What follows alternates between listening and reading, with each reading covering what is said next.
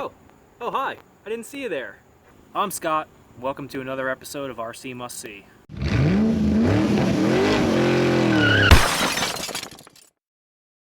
So you might have noticed me wrenching on a yellow car over here. I'm at my local track, trying to put it through its paces, so let's take a look at what I got going on. Alright, so there it is. The Hobby King Berserker 1/8 scale truggy.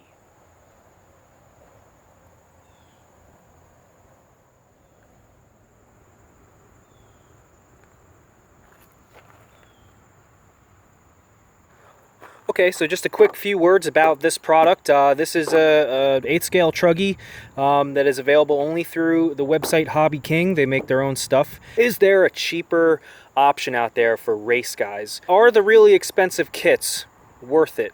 You know, is it worth spending the money? Especially considering the spare parts for this little guy here are dirt cheap. This is the only body that's available for this car, unfortunately. I have to admit, I think it's very ugly. I was almost not going to get it, just because it's kind of just hideous, let's be honest. It comes with a sticker set, so I left it pretty plain, and I did trim the body a little bit just to make it look not so square. And also, these tires are just actual real racing, aka gridirons, that with a little bit of use on them. The tires that come with this truck are enormous monster truck style tires, and they just don't really have a home except out bashing. So anyway, let's take a look underneath and see what you get. Alright, so here's the body. Like I said, it does feel pretty cheap. It feels kind of brittle, and I have reinforced it a little bit. A trick I've learned just to keep it in some of the stressing spots. And then here's what we got as a build. Now, this came as a kit. And when it says kit, you know, a normal RC kit is a huge box with bags of parts that you have to literally assemble every single piece and make it your own, which is what I actually kind of expected. But when it showed up, it was basically pretty much all together. Didn't have the wheels on, and it didn't come with any electronics or anything like that. That has all been swapped over from my Associated. So I'm running a Tekin 2000 kV T8 motor here, and then a Gen 2 RX8. Right here I have my high-tech HS7950TH servo, and I know there's going to be a lot of tuning required to get this thing to handle right. Today I'm here at the track just to do some testing and kind of see how we're doing, put it through its paces. And by the way, if you're wondering, the kit version of this car is available on Hobby King for about $220. I love trying new things, and I'm always searching for that cheap race car. Now the track, we had rain all day yesterday. There are some puddles I'm gonna have to avoid. I tried draining it, but I can at least get a sense for how it handles out here. We'll see how we do.